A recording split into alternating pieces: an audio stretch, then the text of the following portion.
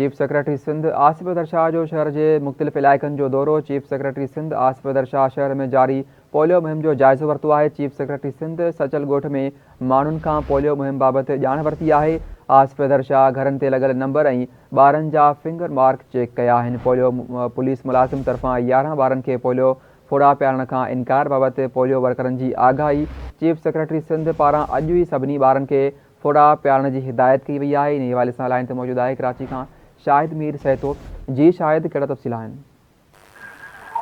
जी बिल्कुल, सिंध के chief secretary Syed Asif Haidar Shah Karachi के मुख़्तलिफ़ हंधनि जो अॼु दौरो कयो आहे ऐं पोलियो मुहिम जो जाइज़ो वरितो आहे। चीफ सेक्रेटरी सिंध सचल ॻोठ में वञी मुख़्तलिफ़ माण्हुनि सां मुलाक़ात कई ऐं पोलियो बाबति उन्हनि सां ॻाल्हियूं कयूं, उन्हनि खां ॼाण वरिती। गॾोगॾु चीफ सेक्रेटरी आसिफ हैदर शाह पारां घरनि ते लॻल नंबर ऐं ॿारनि जा जेके फिंगर मार्क्स आहिनि उहे पिणु चेक कया। उन सां गॾु सचल ॻोठ में हिकु पुलिस मुलाज़िम जे घर मां 11 ॿारनि खे जेको आहे पोलियो जा फुड़ा पियारण खां जेको आहे इनकार वारो मामिलो जेको हुयो उन ते पिणु जेको आहे चीफ सेक्रेटरी सख़्तु हिदायतूं जारी कयूं ऐं चीफ सेक्रेटरी चयो त पुलिस मुलाज़िम जा तफ़सील जेके आहिनि उहे वरिता वञनि ऐं खेसि जेको आहे मुअतल कयो वञे ऐं जेके संदसि ॿार आहिनि उन्हनि खे पोलियो जा फुड़ा पियारा वञनि। गॾोगॾु चीफ सेक्रेटरी जो इहो बि चवणो आहे त इहा पोलियो मुहिम जेका आहे उहा 2 फरवरी खां 9 फरवरी ताईं जारी रहंदी ऐं मुहिम दौरान 1 करोड़ 6 लख जेके ॿार आहिनि उन्हनि खे पोलियो जा जेके पोलियो खां बचाव जा जेके फुड़ा आहिनि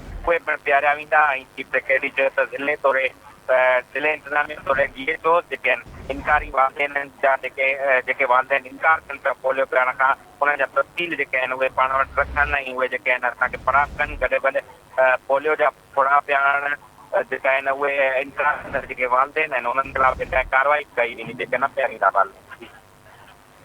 वॾी महिरबानी शाहिद अपडेट करण लाइ।